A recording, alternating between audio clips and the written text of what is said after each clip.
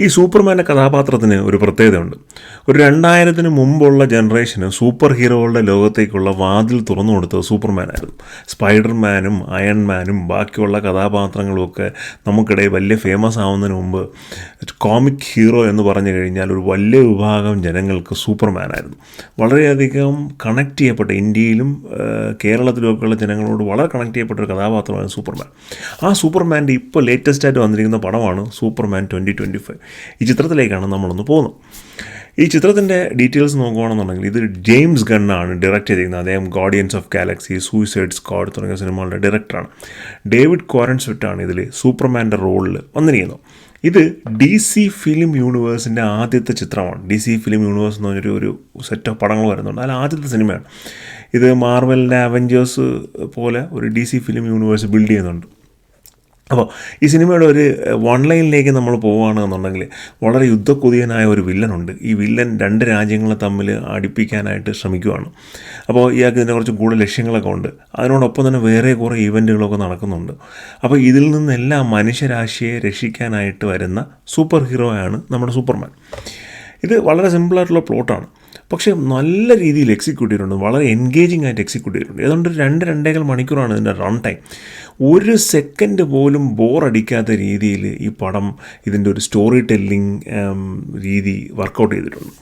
നല്ല രീതിയിൽ James gun ഒരു ഫ്രഷ് ഫീലിംഗ് DC യൂണിവേഴ്സിന് കൊണ്ടുവന്നിട്ടുണ്ട്. ജാക്ക് സ്നൈഡർ ആയിരുന്നു സാധാരണ DC യൂണിവേഴ്സിൻ്റെ മെയിൻ ഡയറക്ടർ. അദ്ദേഹം ഒരു പ്രത്യേക രീതിയിൽ സിനിമ എടുക്കുന്ന ആളാണ്. അപ്പോൾ അതിൽ നിന്നും മാറി ജെയിംസ് ഗണ്ണിൻ്റെ ട്രീറ്റ്മെൻറ്റ് വളരെയധികം ഒരു ഫൺ ആൻഡ് എൻജോയബിൾ ആക്ഷൻ മൂവിയായിട്ട് ഈ പടത്തിനെ മാറ്റാനായിട്ട് സാധിച്ചിട്ടുണ്ട്. നല്ല പെർഫോമൻസാണ് ഡേവിഡ് കോറൻസ്വിറ്റിൻ്റെ.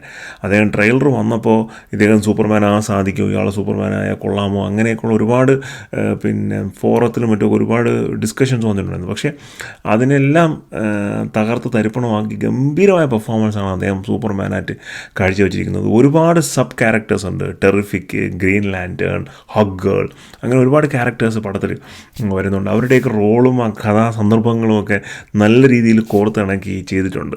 നമ്മൾ ഈ പടം തിയേറ്ററിൽ കണ്ടു കഴിഞ്ഞ് കഴിഞ്ഞാൽ നമുക്ക് ഈ സൂപ്പർമാൻ ഈസ് ബാക്ക് എന്നുള്ളൊരു ഫീലിംഗ് നമുക്ക് കിട്ടും. ഞാനൊരു DC യൂണിവേഴ്സ് ഫാനാണ്, പ്രത്യേകിച്ചും ബാറ്റ്മാൻ്റെ ഒരു ഫാനാണ്.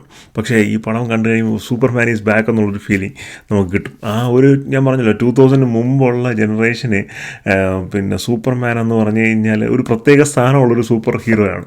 ആ ഒരു ഹാപ്പിനെസ്സും മറ്റുമൊക്കെ സിനിമ നിങ്ങൾക്ക് തീർച്ചയായിട്ടും നൽകും. ഒരുപാട് ഹ്യൂമൻ എലമെൻറ്റ്സ് കോർത്തിണക്കിയാണ് സൂപ്പർമാൻ്റെ ക്യാരക്ടർ ഈ പടത്തിൽ ബിൽഡ് ചെയ്തിരിക്കുന്നത്. അപ്പോൾ അതുകൊണ്ട് തന്നെ ഓഡിയൻസുമായിട്ട് വളരെ ഈസി ആയിട്ട് കമ്മ്യൂണിക്കേറ്റ് ആവും.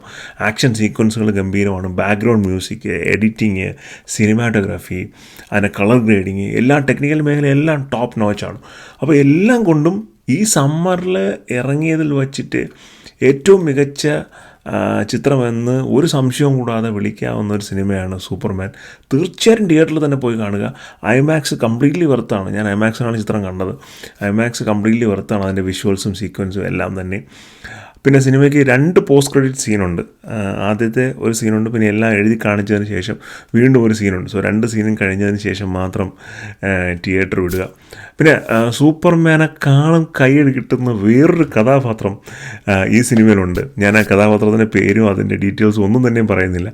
അത് നിങ്ങൾ തിയേറ്ററിൽ പോയി കണ്ട് എൻജോയ് ചെയ്യുക. കുട്ടികളെ കൊണ്ടുപോകാം. നല്ല സിനിമയാണ്. അങ്ങനെ ഒരുപാട് മോശം സീനുകളൊന്നും ഉള്ള സിനിമയിൽ ഒരു ഫാമിലിക്കൊക്കെ എല്ലാ തരത്തിലുള്ള ആൾക്കാർക്കും എൻജോയ് ചെയ്യാൻ പറ്റുന്ന നല്ലൊരു ചിത്രമാണ് ഈ സൂപ്പർമാൻ.